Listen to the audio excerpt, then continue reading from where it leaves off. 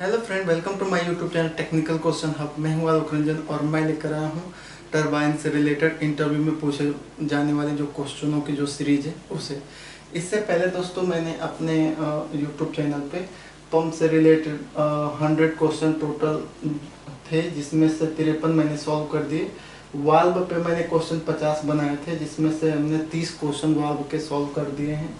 Heat exchanger पे हमने 100 question को चुने थे, जिसमें से 50 को सॉल्व कर दिए हैं। डिस्टिलेशन कॉलम पे हमने 100 क्वेश्चन जो है चुने थे, जिसमें से 52 क्वेश्चन सॉल्व हो चुके हैं।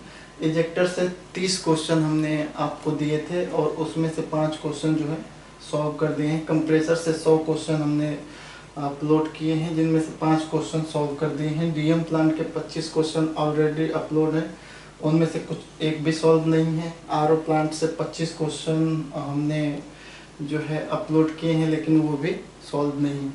ईटीपी से 25 क्वेश्चन मैंने अपलोड किए हैं, जिसमें से 15 क्वेश्चन को सॉल्व कर दिया है।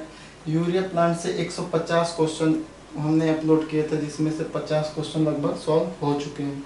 अमोनिया प्लांट से 225 क्वेश्चन मैंने जो है अपलोड किए हैं, जिसमें से 50 सॉल्व हो चुके हैं। प्रोसेस सेफ्टी से 200 क्वेश्चन मैंने अपलोड कर रखे हैं, जिसमें से 15 सॉल्व कर रखे हैं। कूलिंग टावर से जो है हमारा 30 क्वेश्चन हमने अपलोड कर रखे हैं, जिसमें से हमने 10 सॉल्व कर चुके हैं। उसके बाद टरबाइन से हम 200 क्वेश्चन जो है अपलोड किए हैं, जिसमें से हमने ये अभी टरबाइन के अपलोड कर रहे हैं, रिसेंटली कर रहा हूँ मैं। और इसमें से अभी भी वीडियो बनाने तक मैंने कोई भी टरबाइन से क्वेश्चन सॉल्व नहीं किया है, सभी पेंडिंग है। केस स्टडी मैंने 100 केस स्टडी चुना है, जिसमें से 5 केस स्टडी मैंने अपलोड कर दिया है बना के। और 50 कमेंट रिप्लाई ऐसे हैं, 50 ऐसे कमेंट हैं जिनकी रिप्लाई मुझे देनी है। बहुत अच्छे कमेंट्स हैं, जिनमें से तीन कमेंट रिप्लाई तो मैंने दे रखा है, उस पर वीडियो बना रखा है।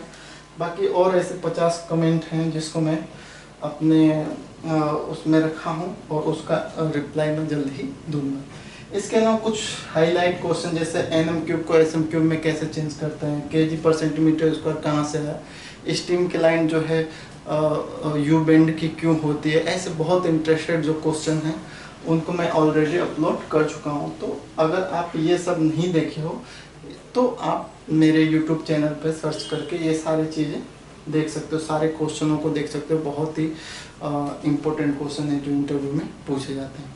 इसमें हम जो है लगभग 27 क्वेश्चन कवर अप करेंगे कि जो टरबाइन से रिलेटेड पूछे जाते हैं। ये पार्ट 1 है, टरबाइन से रिलेटेड इंटरव्यू में क्वेश्चन कौन सा पूछा जाता है, ये पार्ट 1 है।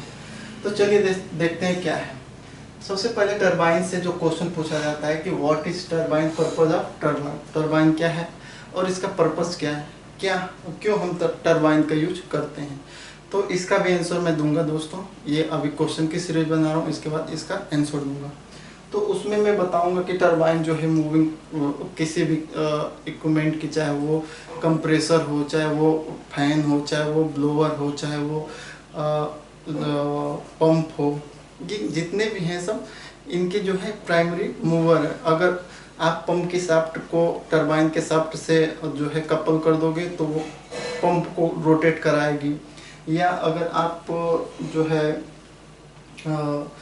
कंप्रेसर के शाफ्ट को आप अगर टरबाइन के शाफ्ट से कपल कर दोगे तो वो क्या कराएगी, कंप्रेसर को घुमाएगी। यानी कि ये एक तरह से ऐसी टरबाइन एक ऐसी इक्विपमेंट है जो प्राइमरी मूवर है। चाहे वो किसी भी इक्विपमेंट में उसके शाफ्ट को आप जोड़ दो, चाहे वो फैन से जोड़ दो, ब्लोअर से जोड़ दो, पंप से जोड़ दो, कंप्रेसर से जोड़ दो, या एक तरह से ये एक तरह से इलेक्ट्रिसिटी भी बनाने की काम आती है। तो जब मैं इसको बताऊंगा कि पर्पज क्या है टरबाइन, तो उसमें बहुत अच्छे से एक्सप्लेन कर दूंगा।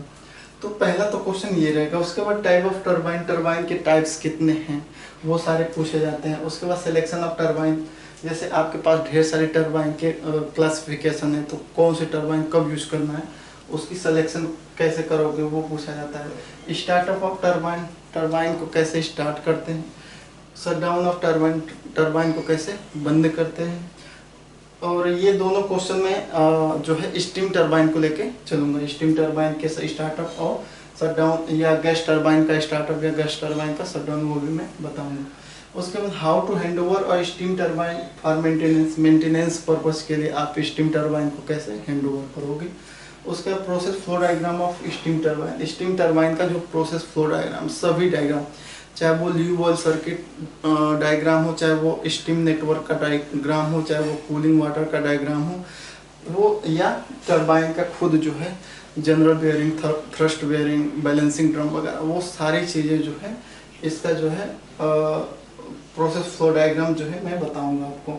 उसके बाद ट्रबल शूटिंग पूछा जाता है कि trouble shooting of steam turbine में, जैसे स्टीम टरबाइन ट्रबल शूटिंग में सबसे पहले हाई वाइब्रेशन, अगर आपकी स्टीम टरबाइन हाई वाइब्रेशन कर रही है तो उसका क्या क्यों कर रही है और उसका क्या इम्पैक्ट पड़ेगा और उसे कैसे आप रिमूव करोगे, रेमेडीज एक्शन क्या लोगे।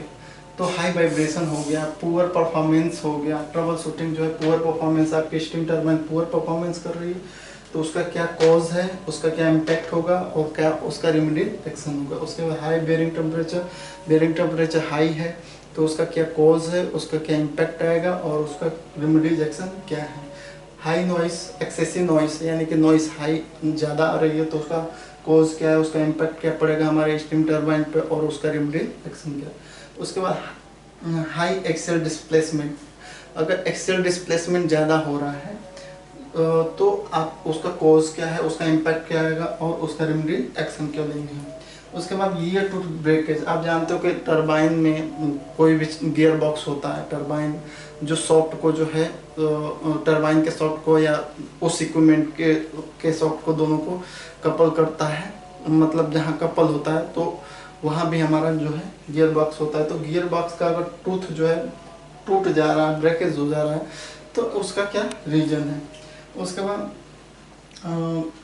सीलिंग सिस्टम पुअर परफॉर्मेंस, आप जानते हो कि ग्लैंड सीलिंग, स्टीम टरबाइन की बात बेसिकली हम करें तो उसमें ग्लैंड सीलिंग के लिए हम जो है ग्लैंड सीलिंग करते हैं। ग्लैंड सीलिंग किस किस चीज़ से करते हैं वो हम बताएंगे, चाहे वो ऑयल सीलिंग हो, चाहे वो वेट स्टीम स्टीम से सील करते हैं या कोई प्रोसेस एयर से सील करते हैं या ऑयल सीलिंग करते हैं, तो वो सारे जो है पुअर अगर परफॉर्मेंस कर रही है, ग्लैंड जो अपनी सीलिंग सिस्टम पुअर परफॉर्मेंस कर रही है तो उसका क्या कॉज है, उसका क्या इम्पैक्ट पड़ेगा और उसका रेमेडीज एक्शन क्या होगा, ये पूछा जाता है। उसके बाद हाई आरपीएम, अगर टरबाइन की आरपीएम एकाएक बढ़ जा रही है, जैसे वो डिजाइन है 3400 आरपीएम पे, अगर वो 3600 आरपीएम हो जा रहा है तो उसका क्या कॉज है, उसका क्या रेमेडीज एक्शन देंगे हम और उसका क्या इम्पैक्ट पड़ेगा। उसके बाद लो आरपीएम, जैसे मैंने अभी बताया 3400 आरपीएम में, लेकिन उससे कम आ रहा है, जैसे 2500 या 2600 आरपीएम ही आ रहा है तो उस केस में उसका क्या कॉज है, इम्पैक्ट क्या पड़ेगा और रेमेडीज एक्शन क्या होगा। उसके बाद दोस्तों DOR रॉन्ग, यानी कि डायरेक्शन ऑफ रोटेशन रॉन्ग, अगर स्टीम टरबाइन का जो है डायरेक्शन ऑफ रोटेशन जो है रॉन्ग हो रहा है, रॉन्ग डायरेक्शन ऑफ रोटेशन है, उसको अगर क्लॉकवाइज चल रहा है लेकिन वो एंटी क्लॉकवाइज घूम रही है तो उसका क्या कॉज है, उसका क्या इम्पैक्ट पड़ेगा और उसको कैसे हम सही करेंगे, रेमेडीज एक्शन क्या लेंगे, ये पूछा जाता है। उसके बाद टरबाइन नॉट स्टार्ट, आपने तो टरबाइन स्टार्ट करना चाह रहे हो लेकिन वो स्टार्ट नहीं हो रही तो क्या क्या वो पॉसिबल कॉज है, उसका क्या रेमेडीज एक्शन होगा या उसका इम्पैक्ट क्या होगा, वो सारी चीज़ें इसमें एनालिसिस करेंगे। उसके बाद रोटर फेलियर, अगर टरबाइन का रोटर फेल हो जा रहा है तो उसका क्या कॉज है, उसका क्या इम्पैक्ट पड़ेगा और अल्टीमेट उसका रेमेडीज एक्शन क्या है वो पूछा जाता है। उसके बाद कॉज ऑफ ब्लेड फेलियर के बारे में पूछा जाता है। जैसे ब्लेड फेलियर में हम इसमें स्टडी करेंगे जो है कि ब्लेड फेलियर का जो मेन रीजन है वो कोरोजन है, उसके बाद इरोजन है, उसके बाद क्रीप है, उसके बाद फटिगी है, उसके बाद फॉरेन पार्टिकल डिपोजिशन है, उसके बाद स्ट्रेस कोरोजन है, थर्मल फटिगी है और स्टीम क्वालिटी जो है, स्टीम क्वालिटी पे भी हमारे ब्लेड फेलियर होते हैं। तो या एक और चीज़ होती है बैक प्रेशर,